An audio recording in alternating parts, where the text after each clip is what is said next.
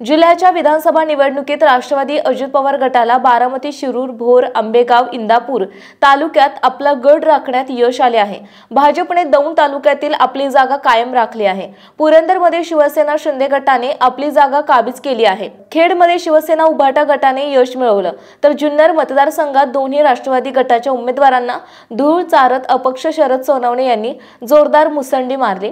सध्या मंत्रिपदासाठी जिल्ह्यात बारामती अजित पवार, आंबेगाव दिलीप वळसे पाटील, दौंड राहुल कुल, पुरंदर विजय शिवतारे तसेच जुन्नरचे अपक्ष आमदार शरद सोनवणे, तर जातीय समीकरणाद्वारे पहिलं तर दत्तात्रय भरणे यांचाही मंत्रिमंडळात समावेश होऊ शकतो।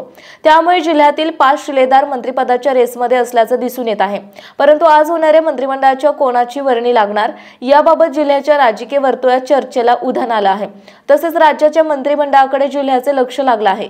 बारामतीत काका विरुद्ध पुतण्या झालेल्या लढाईत अजित पवार यांनी आपल्या चष्मा कायम ठेवला आहे। दौंड तालुक्यात झालेल्या थोरात कुल यांच्या लढाईत राहुल कुल यांनी आपल्या विकास कामांच्या जोरावर आमदारकी कायम राखली आहे। पुरंदरमध्ये विजय शिवतारे यांनी काँग्रेसचे आमदार संजय जगताप यांचा दारुण पराभव केला आहे।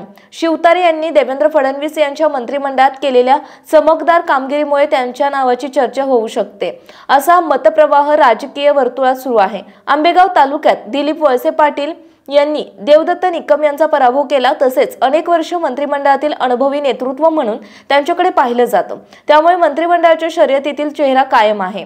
जुन्नरचे नवनिर्वाचित आमदार शरद सोनवणे हे मुख्यमंत्री एकनाथ शिंदे यांचे मित्र आहेत।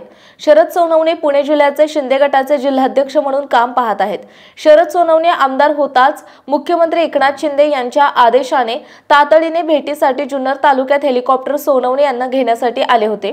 यावेळी जुन्नरला शरद सोनवणे यांच्या रूपाने मंत्रिपद मिळणारच असा जनतेतून सूर आहे आणि एकनाथ शिंदे तो पूर्ण करतील असंही बोललं जात आहे। मंत्रिमंडळात जातीय आरक्षणानुसार पाहिलं तर धनगर समाजाचे नेतृत्व म्हणून इंदापूर तालुक्यातून आमदार दत्तात्रय भरणे यांची वर्णी लागण्याची दाट शक्यता असल्याचं बोललं जात आहे।